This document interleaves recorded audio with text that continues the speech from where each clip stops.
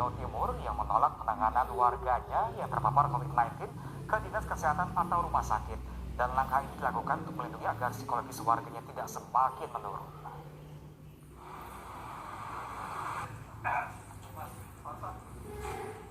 Banyaknya warga yang meninggal dunia akibat COVID-19 di rumah sakit membuat pemerintah Desa Banjarsari di Kecamatan Bandar Kedung Mulyo, Jombang, Jawa Timur menolak menyerahkan warganya untuk diisolasi oleh Dinas Kesehatan.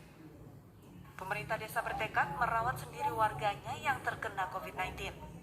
Langkah-langkah yang sudah dilakukan pemerintah Desa Banjarsari diwujudkan dengan mendirikan sejumlah tempat isolasi bagi warganya yang terkena corona. Sedangkan bagi warga yang isolasi mandiri di rumahnya, pemerintah desa menjamin akan memenuhi seluruh kebutuhan hidup dan perawatannya hingga sembuh. Pemerintah desa telah menyiapkan warganya yang menjadi dokter, perawat, dan bidan sebagai tenaga medis. Dari Jombang, Jawa Timur, Mukhtar Bagus, Ainis melaporkan.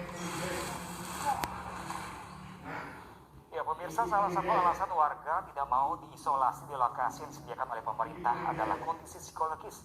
Dan kita akan membahasnya bersama dengan Kepala Desa Banjarsari Jombang, yaitu ada Bapak Basyarudin. Halo, selamat siang Pak Basyarudin. Selamat siang, Assalamualaikum. Waalaikumsalam warahmatullahi wabarakatuh. Pak Basyarudin, sebenarnya apa alasan warga tidak mau diisolasi atau dirawat di RS setempat, Pak Basyar? Satu yang menjadi alasan warga untuk tidak bersedia dirawat di rumah sakit, ini memang secara psikologis ini ada semacam ketakutan dan juga kepanikan dan juga terkait dengan penanganan daripada rumah sakit yang tidak sesuai dengan harapan orang-orang yang dalam kondisi sakit. Pak Basya, tadi infonya sebelum pas ketika break kita sempat ngobrol, katanya dari Pak Basya sebelumnya ada saat PPKM ini ada 5 orang di desa Bapak yang terpapar COVID-19 lalu dirawat di RSUD dan 2 orang dipaksa untuk kembali isolasi mandiri di rumah. Alasannya kenapa, Pak? Satu, memang dari 2 pasien yang memang pulang paksa, ini memang beberapa kali menghubungi pemerintahan desa untuk bagaimana membantu untuk pulang paksa karena mereka itu tidak pas dengan pelayanan yang dilakukan oleh rumah sakit, sehingga kami terpaksa mengambil dengan paksa kedua pasien warga saya itu. Alhamdulillah ketika kami rawat dengan kemandirian desa, alhamdulillah sembuh. Kemudian yang 3 ini 2 meninggal, 1 sembuh, alhamdulillah. Jadi yang 2 meninggal. Nah, dari 2 yang meninggal itu sebetulnya beberapa kali ingin pulang paksa, tapi karena aturan main yang tidak diperbolehkan, akhirnya ya memang kalau sudah takdir yang meninggal.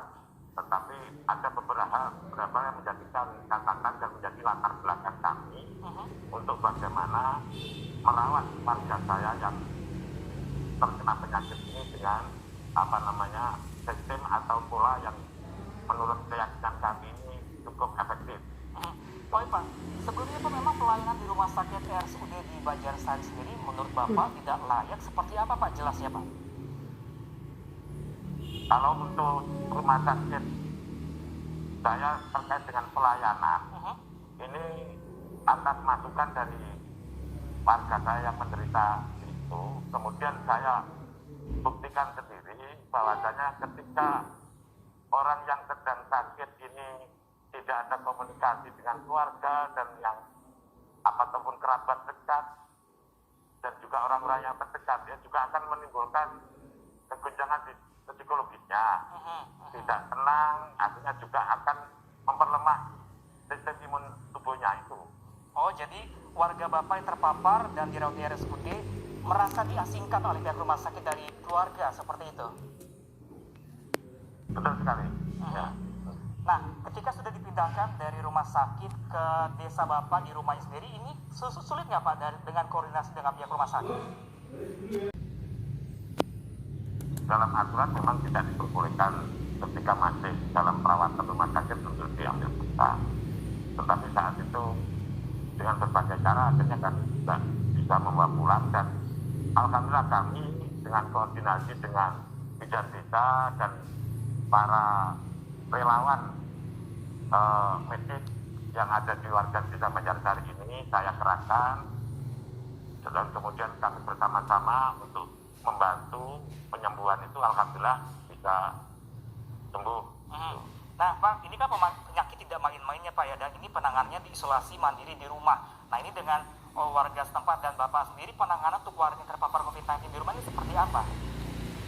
Satu yang perlu kami sampaikan, kami melakukan langkah-langkah ikhtiar lahir dengan tidak melanggar daripada SOP daripada medis.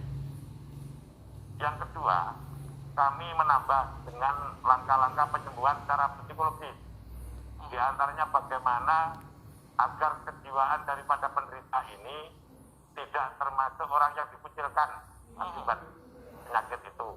Kemudian bagaimana selalu ada komunikasi dengan keluarga maupun kerabat atau tetangga.